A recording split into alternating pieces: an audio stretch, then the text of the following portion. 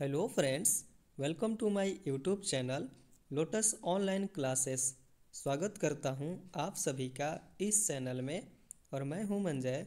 So friends, आज हम लोग 10th क्लास के साइंस में केमिस्ट्री का फर्स्ट चैप्टर जिसका नाम है केमिकल रिएक्शंस एंड इक्वेशंस के बारे में डिस्कस करने वाले हैं। तो आज का सेशन में बहुत ही मज़ा आने वाला है दोस्तों। तो आइए शुरू करते हैं। सबसे पहले हम लोग यह जानते हैं कि केमिकल रिएक्शंस क्या होते हैं और केमिकल रिएक्शंस के कितने टाइप्स होते हैं, केमिकल रिएक्शंस को किस प्रकार से रिप्रेजेंट किया जाता है और बहुत सारे क्वेश्चंस के बारे में भी हम लोग डिस्कस करने वाले हैं। तो आइए शुरू करते हैं। सबसे पहले जानने का प्रयास करते हैं दोस्तों कि केमिकल रिएक्शंस क्या होते हैं।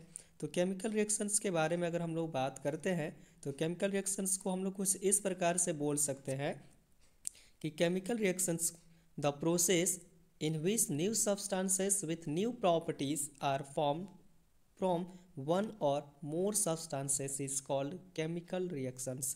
chemical reactions का मतलब होता है कि जब एक या एक से अधिक सब्सटेंस आपस में मिलते हैं या फिर टूटते हैं तो एक नए सब्सटेंस का फॉर्म होता है जो कि उस सब्सटेंस का जो प्रॉपर्टीज़ होता है पहले वाले सब्सटेंस की प्रॉपर्टीज से काफ़ी ज़्यादा डिफरेंट होता है, काफ़ी ज़्यादा अलग होता है।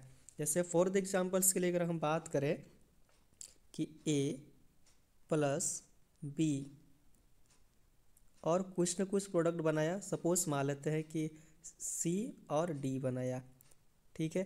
तो यहाँ पे एक चीज़ हम लोग देख सकते हैं कि A प्लस बी जो सब्सटेंस हम लोग लिए हैं, यह सब्सटेंस का जो प्रॉपर्टीज़ होगा, ऑल टू ऑल जो कैरेक्टरिस्टिक होगा वो तो पहले से ही अलग होगा। बट इन दोनों को मिलाने से जो नया चीज़ बना है, न्यू जो सब्सटेंस बना हुआ है वो बना हुआ है C प्लस डी। तो यह जो C प्लस डी का जो प्रॉपर्टीज़ होगा, है ना, यह C प्लस डी का जितने भी प्रॉपर्टीज़ होगा वो पहले वाले जो सब्सटेंस जो था A प्लस बी, ये दोनों सब्सटेंस की प्रॉपर्टीज से काफ़ी ज़्यादा डिफरेंट होगा। तो यह जो प्रोसेस होता है इस प्रोसेस को बोलते हैं केमिकल रिएक्शंस। केमिकल रिएक्शंस में दो बातें काफ़ी ज़्यादा इम्पॉर्टेंट होती है। पहली बात कि जो रिएक्शन में पार्टिसिपेट करता है, जो सब्सटेंस रिएक्शन में भाग लेता है, the substance which take part in chemical reactions are called reactants. मतलब जो रिएक्शन में भाग लेगा उसको क्या बोलते हैं हम लोग, रिएक्टेंट्स बोलते हैं। जैसे फॉर एग्जाम्पल्स के लिए अगर बात करते हैं A प्लस बी, तो A प्लस बी क्या चीज़ है, रिएक्शन में भाग लिया है, इसीलिए हम लोग क्या बोलते हैं इसको, रिएक्टेंट। और जो न्यू सब्सटेंस जो फॉर्म हुआ, मतलब C प्लस डी जो फॉर्म हुआ है उसको हम लोग क्या बोलेंगे, उसको बोलते हैं प्रोडक्ट। दैट मीन्स बोल सकते हैं the substance which are form in chemical reactions are called products. Products का मतलब होता है जो नए सब्सटेंस बने हुए हैं, है ना, उसको बोलते हैं प्रोडक्ट्स, ठीक है। और आगे बढ़ते हैं। जैसे जो केमिकल रिएक्शंस होता है, केमिकल रिएक्शंस को हम लोग डेली लाइफ में बहुत सारे ऐसे प्रोसेस होते हैं जिसको हम लोग देखते भी हैं, महसूस भी करते हैं, है ना। तो केमिकल रिएक्शन से बहुत सारी बातें आपको ऐसे भी डेली लाइफ में हम लोग उसको देखते हैं तो समझ में आने वाली है। पहली बात, जैसे अगर मान लेते हैं कि जो हम लोग भोजन करते हैं, मानना क्या है तो होता ही है, कोई दिक्कत नहीं। तो एग्जाम्पल्स के लिए बोल सकते हैं, फर्स्ट जो भोजन करते हैं, भोजन मेरा डाइजेस्ट हो जाता है, तो यह जो डाइजेशन ऑफ फूड जो है एक प्रकार का केमिकल रिएक्शंस का टाइप्स है, केमिकल रिएक्शंस का ही एग्जाम्पल है। अब क्या है, कैसे होता है, वो हम लोग आगे पढ़ेंगे। फिर रेस्पायरेशन, रेस्पायरेशन में क्या होता है, रेस्पायरेशन की जो प्रोसेस होती है वो भी केमिकल रिएक्शंस का ही एग्जाम्पल बोल सकते हैं। Rusting of iron, rusting of iron से तो आप लोग वाकिफ होंगे। जैसे क्या होते हैं, जो लोहा होता है, आयरन होता है, उसके ऊपर एक ब्राउन कलर का लेयर बैठ जाता है ना। तो वह जो लेयर बैठता है वो भी एक जो टाइप है केमिकल रिएक्शंस का ही टाइप है। फिर जो मैग्नीशियम रिबन होता है उसको ऑक्सीजन में अगर छोड़ दिया जाए तो वह जलने लगता है।